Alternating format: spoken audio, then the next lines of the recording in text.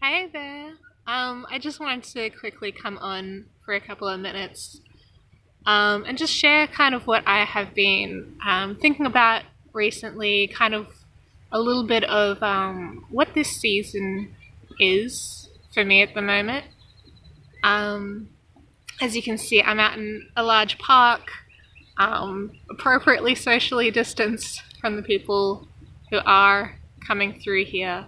Got my beautiful blue bike with me. I don't know if you can hear in the background there is a creek running behind me, and today, probably for the first time ever in Melbourne, there is not a single cloud in the sky, and the sun is out and it's just beautiful, and there's a soft breeze blowing and everything is green and soft, and I've just been here on the grass for a while, just lying down with my shoes off, just grounding, just basically just being, watching the birds, hearing the birds, watching the butterflies go past.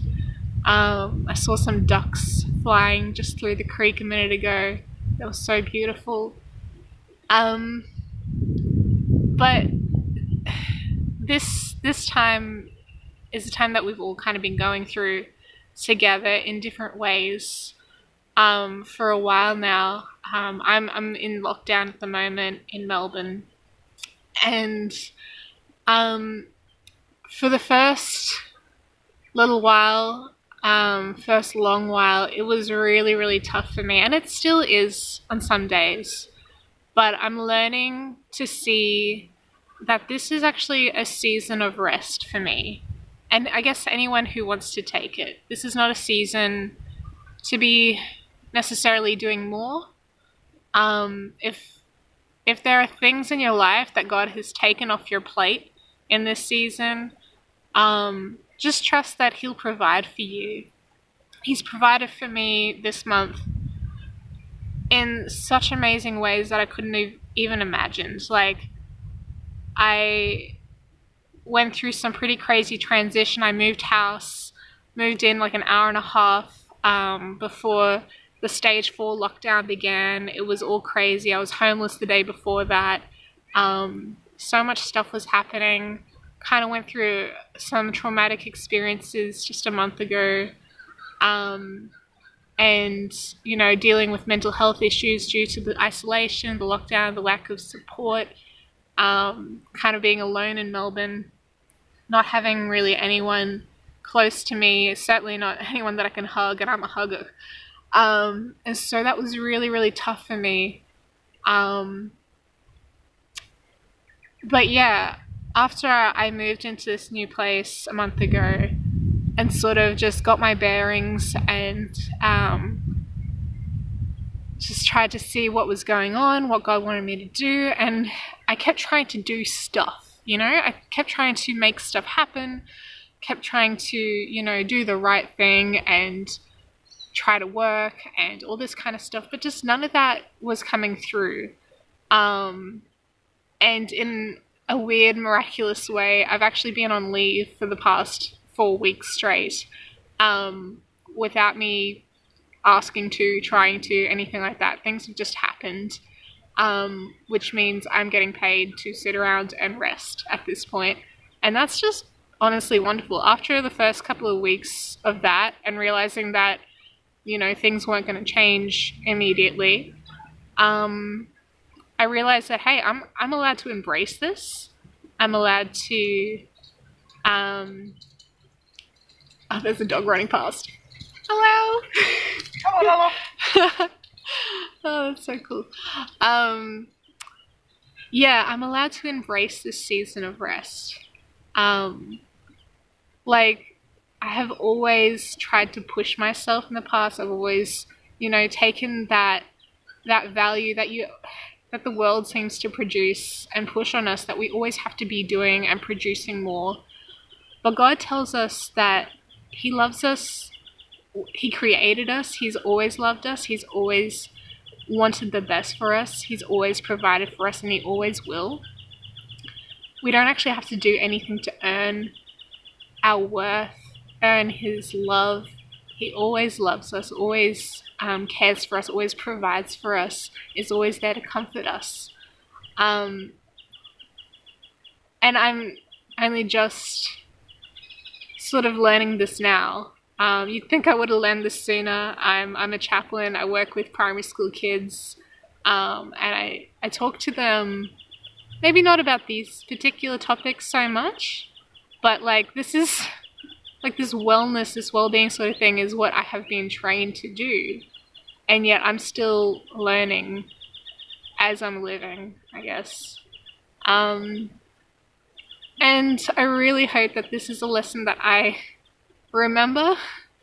I know that this season of rest, of like this just explicit time of rest, that this is all I'm really doing, is just resting, recuperating, spending more time with God, reconnecting with certain people over the phone, over Zoom.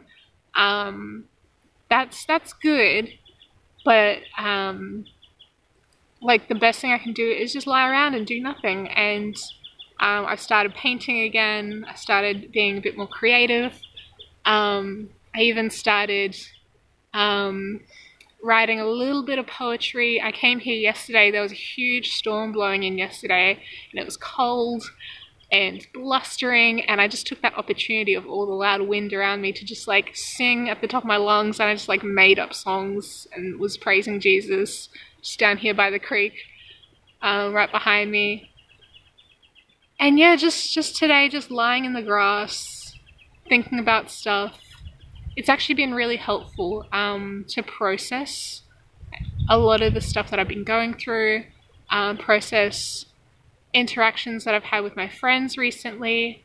When you have time to just lie down and rest in nature especially, and you're just in that space of gratitude and beauty, things can actually start flowing like in your soul. Like you can actually process things, because if you're constantly in the zone of like that space where you're constantly being triggered and constantly shutting down and constantly just getting through your day, your life, like whatever situation you're in, sometimes things just get stuck in a rut or in a cycle and you don't know how to get out of it.